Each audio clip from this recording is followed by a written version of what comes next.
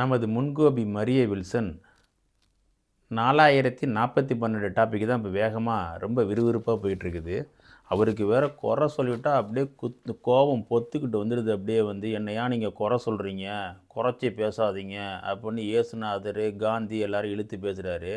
ஐயோ மரிய வில்சன், நீங்கள் ஒரு நிதி அமைச்சராக தமிழ்நாட்டுக்கு உங்களை தேர்ந்தெடுத்திருக்கிறாங்க. நீங்கள் ஒரு நிதி அமைச்சராகி நிதிநிலை அறிக்கையை நீங்கள் வாசிக்கும்போது அதில் உள்ள நம்பர்ஸை வந்து கரெக்டாக வாசிக்கணும். அதாவது 4042 4412 அப்படிங்கிறத வாசிக்கணும். இதெல்லாம் 3வது 4வதுல ஸ்கூலில் படிக்கும்போதே எப்படி சொல்லி தருவாங்க அப்படின்னா, எண்ணால் எழுதுன்னா ஒரு வார்த்தையை கொடுத்துருவாங்க. 4450, அதை நம்ம தமிழில் 4450 அப்படி எழுதணும். அப்படி இல்லைன்னா சமயத்தில் என்ன பண்ணுவாங்க, 4570 அப்படிங்கிறத கொடுத்துருவாங்க. அதை நம்ம என்ன பண்ணணும், எழுத்தால் எழுதணும். எண்ணால் எழுத்தால் 3ஆம் கிளாஸு 4ஆம் கிளாஸ்லேயே அது சொல்லி கொடுத்துருவாங்க. அதை தான் நம்ம எழுதணும். இதில் வேறு அவர் இங்கிலீஷ்லேயே அப்படியே அறுத்து தள்ளிட்டாராம் அவர் அப்படியே இங்கிலீஷ்லேயே அப்படியே இங்கிலீஷ் புலமையில் அப்படியே பொங்கி வழியுதான். அவர் என்ன இங்கிலீஷில் லிட்ரேச்சர் முடித்தாரா, எம்ஏ லிட்ரேச்சர் ஏதாவது இங்கிலீஷில் முடித்தாரா, இல்லை இங்கிலீஷில் ஏதாவது ஒரு பிஹெச்டி பட்டம் ஏதாவது வாங்கியிருக்காரா, என்ன இங்கிலீஷு இடையில 2 வார்த்தையை பேசுனா அவர் அப்படியே இங்கிலீஷில் வந்து அப்படியே அறுத்து தள்ளிட்டார் அவர். இப்போ நாங்களும் தான் வெளிநாட்டுக்கெலாம் வந்திருக்கிறோம். ஐலெட்ஸ் எக்ஸாமு, பிடி எக்ஸாமு, இந்த மாதிரி எக்ஸாம்லாம் எழுதி இங்கிலீஷ்காரனே நடத்துகிற இங்கிலீஷ் எக்ஸாம் எழுதி 4-5 வாட்டி அதில் ஃபெயில் ஆகி அதை இம்ப்ரூவ் பண்ணி பாஸ் பண்ணி வந்திருக்கிறோம். அப்போ தான் எங்களுக்கு தான் இங்கிலீஷ் புலமை இருக்குது அப்படின்னு அர்த்தம். புரியுதா? அதுபோலலாம் அப்படி இல்லைன்னா அவர் வந்து English literature, MA literature, PhD அந்த மாதிரி இங்கிலீஷில் ஒரு புலமைகளை அப்படியே அவர் வந்து நிரூபிச்சிருக்கணும். எதையுமே நிரூபிக்காமல் அப்படியே இங்கிலீஷ் புலமை பொங்கி வழியுதான் அவருக்கு என்ன இங்கிலீஷ் புலமை இருக்குது, தமிழே ததிங்கினத்தவன தடுமாறுறாரு. இதில் வர கோவம் பொத்துக்கிட்டு வந்துடுது. அங்கேருந்து வந்து எதிர்த்தாப்பில் இருக்கிற திமுக உறுப்பினர் என்ன சொல்கிறாரு அவருக்கு வந்து, நீங்கள் வந்து இந்த வாட்டி நல்லா பேசலை, நீங்கள் இன்னும் கொஞ்சம் நல்லா பேசியிருக்கலாம், அடுத்த முறை நீங்கள் வந்து பேசும்போது நல்லா அதை இம்ப்ரூவ் பண்ணிங்க, அதை நல்லா பேசுங்க, இன்னும் குறைகள் இன்றி குற்றங்கள் இன்றி நல்லா பேசுங்க அப்படின்னு உங்களுக்கு அவர் சொல்கிறாரு. அதுவும் ஒரு அன்பாக ஒரு தோழமையாக ஒரு நல்லா நீங்கள் இங்கிலீஷ் நல்லா பேசுகிறீங்க அப்படின்னு சொல்கிறாரு. அவருக்கு எவ்வளோ இங்கிலீஷ் தெரியும் தெரியல, இருந்தாலும் பாராட்டி நீங்கள் அப்படி சொல்லுங்கன்னு சொல்கிறாரு. உடனே இவருக்கு அப்படியே கோவம் பொத்துக்கிட்டு வந்துடுச்சு. என்னை வந்து குறை சொல்லாதீங்க, நான் இப்படி தான் பேசுவேன் அப்படின்னு வந்து இன்றைக்கி வந்து அதாவது இந்த அடம் பிடிக்கிற பிள்ளைங்கள்லாம் வீட்டில் இருக்கும் தெரியுமா, சில பிள்ளைங்க வந்து அப்பா போட்டு வெளுன்னு வெளுத்தாலும் திரும்ப நான் அப்படி தான் செய்வேன், இன்னும் 2 உதவாங்க. அந்த மாதிரி கேஸ் மாதிரி வந்து அவர் சொன்னதை ஒரு அழகாக எடுத்துக்காமல் என்ன பண்ணணும் இவர், நான் இன்னும் கொஞ்சம் இம்ப்ரூவ் பண்ணிக்கிறேன், இன்னும் கொஞ்சம் நல்லா பண்ணுறேன், நான் வந்து ஆங்கில மீடியத்திலே படித்தேன், அதனால எனக்கு வந்து இது எனக்கு தெரியல, நான் அதை இம்ப்ரூவ் பண்ணிக்கிறேன் அப்படின்னு சொல்லணும். அதை விட்டுவிட்டு நான் இப்படி தான் யூனிக்காக அப்படி தான் பேசுவேன். யூனிக்னா தனித்துவமான, அந்த அறிவே கிடையாது. யூனிக்னா தனித்துவமானன்னு பேர் தமிழில் வந்து. தனித்துவமான என்ன, ஃபார் எக்ஸாம்பிள் இப்போ பார்த்தீங்கன்னா சசி தரூர் வந்து ஒரு தனித்துவமான இங்கிலீஷ் பேசுவார். எல்லோரும் நம்மளாம் இங்கிலீஷ் பேசுவோம். சசி தரூர் பேசுகிற இங்கிலீஷ் ஒரு தனித்துவமான இங்கிலீஷ். பராக் ஒபாமா பேசுகிறது தனித்துவமான இங்கிலீஷ். கலைஞர் கருணாநிதி பேசுகிறது அவர் சொல்லாடல் வந்து ஒரு தனித்துவமான ஒரு ஆங்கிலம் அவங்க தமிழ் பேசுகிறது. அதே போல் ஒருத்தருக்கும் ஒரு தனித்தன்மையும் அவங்க முத்திரையை வந்து அவங்க பதிச்சிருப்பாங்க. அவங்க பேசுகிற விதத்தில் வந்து அந்த முத்திரைகளை பதிச்சிருப்பாங்க. அதனால் அது ஒரு தனித்துவமான ஒரு பேச்சுன்னு சொல்லுவாங்க. இதுனா யூனிக், தப்பும் தவறமாக பேசுகிறதுக்கு பேர் தனித்துவமான பேச்சா, யூனிக் பீச். நான் இப்படி தான் பேசுவேன் கோவம் பொத்துக்கிட்டு வருது. ஏன் அவனுக்கு கோவம் பொத்துக்கிட்டு வருது? ஆக்சுவலாக என்ன பண்ணியிருக்கணும், அந்த ரிப்போர்ட்டை ப்ரிப்பேர் பண்ணும்போதே உங்களுக்கு தமிழில் உள்ளது தெரியலன்னா என்ன தெரியணும், அந்த இடத்துல ப்ராக்கெட்டில் தமிழில் 4412 4012 எழுதாமல் 4412 அப்படின்னு எழுதி வச்சுக்கிட்டு ஒரு எச்சரிக்கை உணர்வோடு அந்த இடத்துக்கு வந்து நம்ம வந்து ஒரு தமிழ்நாட்டோட ஒரு நிதிநிலை அறிக்கையை வாசிக்கிறோம். எல்லாரும் அதை பார்த்துக்கிட்டு இருப்பாங்க. நம்ம வந்து அதை வந்து ரொம்ப கவனமாக வாசிக்கணும். படித்தவர்கள், படிக்காதவர்கள், வெளிநாட்டில் இருக்கிறவங்க, அறிஞர்கள், துறையின் நிபுணர்கள் பார்ப்பாங்க, தொழிலதிபர்கள் பார்ப்பாங்க, தமிழ்நாடு என்ன சொல்ல வருது அப்படிங்கிறத பார்ப்பாங்க. அப்படிங்கிற ஒரு பொறுப்புணர்ச்சி வேணும். அதை ஒழுங்காக ப்ரிப்பேர் பண்ணி ஒழுங்காக எடுத்துகிட்டு போய் ஒழுங்காக அழகாக சொல்லணும். சொன்னால் தான் நம்மளை வந்து 4 பேர் மதிப்பாங்க. நமக்கு அந்த வாய்ப்பு கிடச்சிருக்கு, அதை நம்ம ப்ரூவ் பண்ணுவாங்க. நல்லா சிறப்பாக ஒரு தவறு கூட இல்லாமல் நம்ம வந்து அதை அப்படியே நிரூபிச்சிடணும் பண்ணணும் அப்படிங்கிறது எண்ணத்தோட வெல் ப்ரிப்பேர்டாக அங்கே வரணும். எந்த ப்ரிப்பரேஷனும் இல்லை, ஒரு பேப்பரை தூக்கிட்டு அங்கேருந்து வந்துட வேண்டியது. அப்படியே இங்கிலீஷில் அறுத்து தள்ளிட்டாராம். முதல்ல அவர் ஒரு இங்கிலீஷ் ஸ்பீச் கொடுக்க சொல்லுங்கள். முதல்ல அவர் இங்கிலீஷில் எப்படி அறுத்து தள்ளுறாருங்கிறத பார்ப்போம். இங்கிலீஷெல்லாம் சாதாரணமாலாம் பேசிட முடியாது. அவர் என்ன கல்வித்துறையில் என்ன பண்ணார், அவர் கல்வித்துறையில் இருந்தார். நான் எஜுகேஷன் டிபார்ட்மெண்ட்டில் என்ன இருந்தார், பெரிய அறிஞராக இருந்தாரா, ப்ரொஃபஸராக இருந்தாரா, இல்லை வைஸ் சான்சலராக அவர் இருந்தாரா, இல்லை ரெஜிஸ்ட்ராராக இருந்தாரா, இல்லை ரிசர்ச் ஏதாவது பண்ணாரா, ஏதாவது ஆய்வு கட்டுரைகள் எழுதியிருக்காரு, என்ன எஜுகேஷனில் இருந்தார்? ஏன்னா ஒன்றும் தெரியாதவங்களாம் எதாவது பேசிகிட்டு இருப்பான். ஒன்றும் தெரியாத தற்குறிகள், அறிவில்லாத தற்குறிகள், சரியாக படிக்காத தற்குறிகள், சினிமாவே உலகம்னு நினச்சிட்டு இருக்க தற்குறிகள் வேணால் இவர் எஜுகேஷனில் இருந்தார். என்ன எஜுகேஷனில் இருந்தார்? எஜுகேஷனில் இருந்தால் தமிழ் பேச தெரியாது அவருக்கு. இவர் என்ன எஜுகேஷனில் இருந்தார்னா இவர் எஜுகேஷன் என்ன பண்ணியிருக்கிறாரு, என்ன பட்டம் வாங்கியிருக்கிறாரு, என்ன பதவிகளை வகிச்சிருக்கிறாரு, எந்த ஊரில் போய் லெக்சராக இருந்திருக்கிறாரு, எந்த யூனிவர்சிட்டியில் போய் கிளாஸ் எடுத்திருக்காரு, எந்த வெளிநாட்டு பட்டங்களை இவர் வாங்கியிருக்கிறாரு. இவர்னா எஜுகேஷனாக இருக்கிறது என்ன? கல்லூரி தாளாளர்னா சாராயம் வைக்கிறவங்க கூட தான் கல்லூரிக்கு தாளாளராக இருப்பான், கல்வி தந்தைன்னு சொல்லுவான். அவருக்கு கல்வியில் எல்லா ஆற்றலும் வந்துடுதா? அது படிப்பு ஈஸியாக வந்துடும் ஒருத்தவங்களுக்கு எல்லாருக்கும். இந்த மாதிரி முட்டாள்தனமான விஷயங்களை பேசுகிறத விட்டுட்டு இவர் தன்னை இம்ப்ரூவ் பண்ணிக்கிறதுக்கு முயற்சி பண்ணணும். அது பாருங்கள், ஒரு தாந்தோன்றித்தனமாக ஒருத்தர் குறைய சுட்டி காட்டும்போது அதை பக்குவமாக அந்த இடத்துல நடந்துக்கிட்டு என் குறைய பார்க்காதீங்க அப்படியே நான் 15,000 கோடி அப்படியே வாரி அள்ளி கொண்டாந்து வச்சிருயோ, நீ எப்படி 15,000 கோடி இங்கே கொண்டாட முடியும்? ஏற்கனவே இருந்த கவர்மெண்ட்டோட அதோட ரியாக்ஷன் தான் இன்னும் ஒரு 6 மந்த்ஸுக்கு ஒரு 8 மந்த்ஸுக்கு போய்கிட்ருக்கோம். அதோட வருமானத்தை தான் நீங்கள் வந்திருக்கீங்க. நீங்கள் என்ன அப்படியே வட்டி வசூல் பண்ணுறது மாதிரி அப்படியே போய் அப்படியே 15,000 கோடி 20,000 கோடி அப்படியே நாங்கள் அப்படியே அறுத்து கொண்டாந்து அப்படியே கல்லாவில் கொட்டிட்டோம், கஜானா அப்படியே நிரப்பிட்டோம் அப்படிங்கிற மாதிரி. நீ தான் அறிவில்லாமல் பேசுகிறா, நாங்கள்லாம் எப்படியா அறிவில்லாமல் இருக்க முடியும்? நிதியமைச்சர் மரிய வில்சன் அவர்களே, நாங்கள்லாம் நன்கு படித்தவர்கள். நீங்கள் ஒரு முதலமைச்சராக விஜய் ஆகிட்டார், அவர் உங்களுக்கு ஒரு நிதியமைச்சர் பதவியை கொடுத்துட்டாரு. நீங்கள் கட்டை எடுத்துகிட்டு கரலா கட்ட மாதிரி சுற்றினாலும் பரவாயில்லன்னு கொடுத்துட்டாரு. சரி, நீங்கள் அந்த பதவியில் உட்காந்துட்டீங்க. உட்காந்துட்டதுக்கு அப்புறம் என்ன பண்ணோம்? அந்த பதவியை காப்பாற்றிக் கொள்கிற அளவிற்கு நல்ல சிறப்பாக செயல்பட்டு இன்னும் கொஞ்சம் ப்ரூவ் பண்ணணும். இல்லை நான் இப்படி தான் இருப்பேன், நான் அப்படி தான் பேசுவேன், நீங்களாம் அதை ஏற்றுக்கிட்டு தான் ஆகணும். அதெல்லாம் எதனால் வருது தெரியுமா? எந்த தகுதியும் இல்லாமல், எந்த உழைப்பும் இல்லாமல், எந்த திறமையும் இல்லாமல், எந்த கல்வி தகுதியும் இல்லாமல், எதுவுமே இல்லாமல் நச்சுன்னு அந்த இடத்துல உட்காந்தாச்சு. ஏதோ போட்டான், ஆண்டவன் ஒரு பிச்சை போட்டான், உட்காந்துக்கிட்டு எதிர்த்து எல்லாத்தையும் பேச வேண்டியது. நல்லா ஒரு இன்டர்வியூக்கு போனேன், நான் ஒழுங்காக பேசாமல் கண்ணாமண்ணான்னு பேசுனேன்னா நான் ஏஞ்சி வெளில போடான்னு நான் சொல்ல மாட்டான்.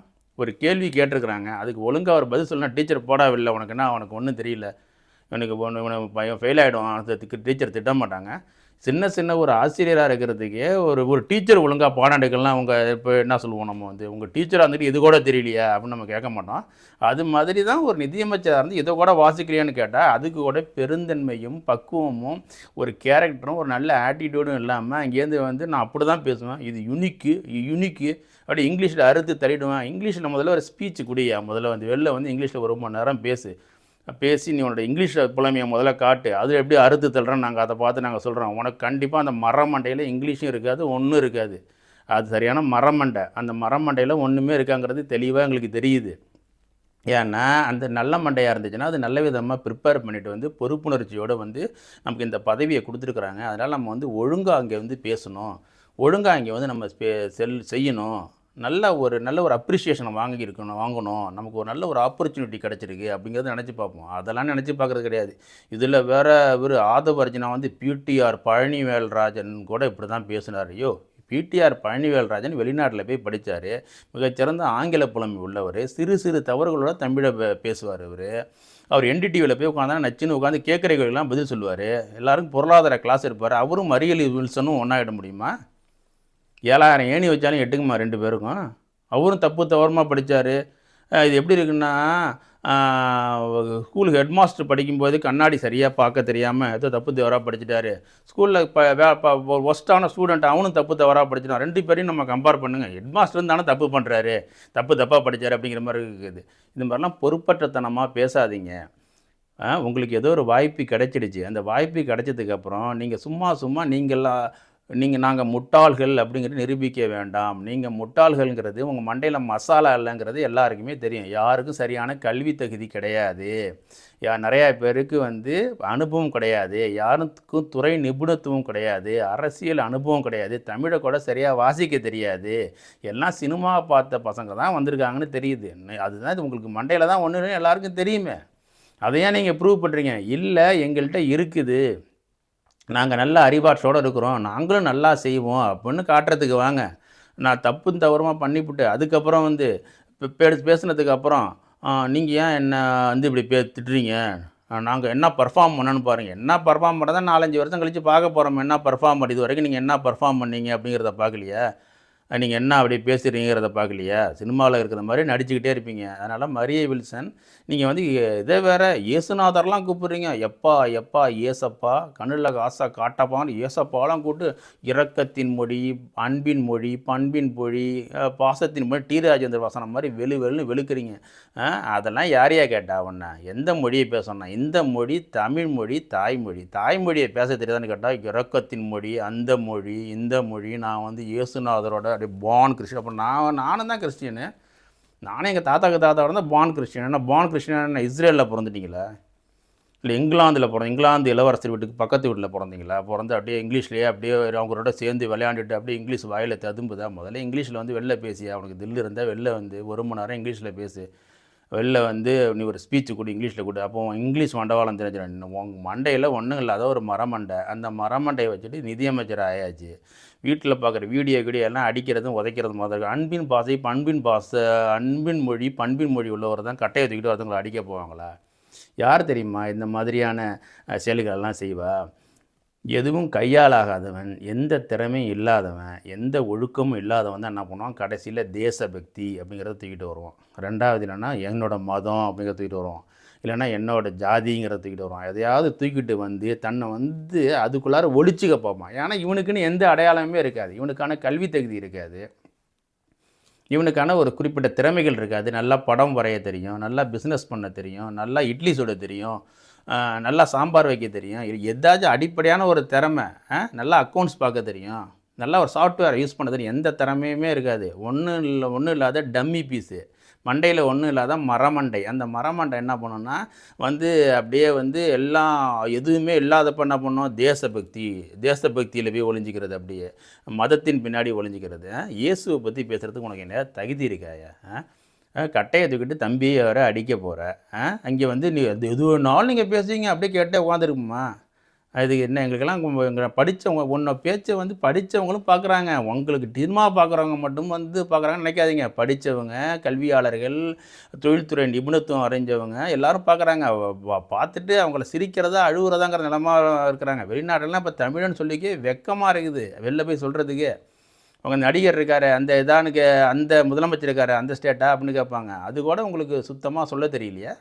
அதை கூட ஒரு அழகாக ஒரு நல்ல ஒரு வார்த்தைகளை பயன்படுத்தி பேசணும், நம்ம திறமையை நிரூபிக்கணுங்கிற எண்ணங்கிறது கொஞ்சம் கூட உங்களுக்கு எதுலேயுமே கிடையாதா? முதலமைச்சர் அவர்களே, நீங்கள் வந்து மிஸ்டர் சிஎம் விஜய், நீங்கள் என்ன பண்ணுங்கள், நீங்கள் அமைதியாக இருந்தால் மட்டும் பத்தாது. நீங்கள் வந்து உங்களுடைய அமைச்சர்களை எல்லாம் நல்ல விதமாக ப்ரிப்பேர் பண்ணிவிட்டு வந்து எங்கள் மரியாதையை காவந்து பண்ணுங்கன்னு சொல்லுங்கள். உங்களால் மானம் போகுது, உலக லெவலில் மானம் போகுது, தமிழையே வாசிக்க தெரிலன்னு. இதில் இங்கிலீஷில் வேற அப்படியே அறுத்து தள்ளிட்டு வர அந்த இங்கிலீஷில் வந்து மரிய வில்சன் வந்து 1 ஹவர் ஒரு ஸ்பீச்சை கொடுக்கணும் வெளியில் வந்து.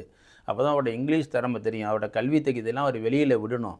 அதை விட்டுவிட்டு அவர் அங்கே போய் பேசலை, இவர் இங்கே போய் பேசலை அப்படிங்கிற மாதிரிலாம் சொல்லக்கூடாது. மொத்தத்தில் ஒரு அடம் பிடிக்கிற ஒரு முரட்டுத்தனமான ஒரு முன்கோபி எப்படி பேசுவானோ அந்த மாதிரி தான் நிதியமைச்சர் பேசிக்கிறாரு. அவரோட அறிவாற்றல் வந்து உலகம் ஃபுல்லாக இப்போ தெரிஞ்சு கிடக்குது.